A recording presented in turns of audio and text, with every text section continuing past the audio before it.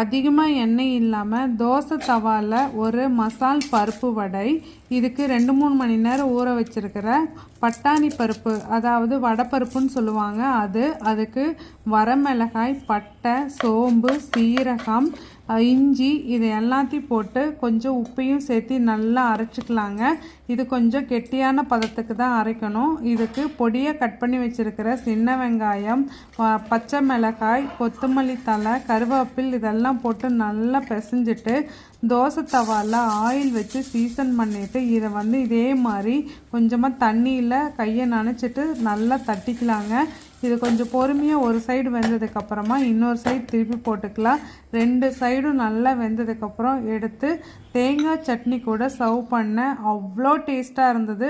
Oil இல்லாமல் நம்மளுக்கு வடை சாப்பிடணும்னு நினச்சோம் அப்படின்னா கண்டிப்பாக இந்த ரெசிபி ட்ரை பண்ணி பாருங்கள். ரொம்பவே நல்லா இருந்துச்சு. தேங்க்யூ.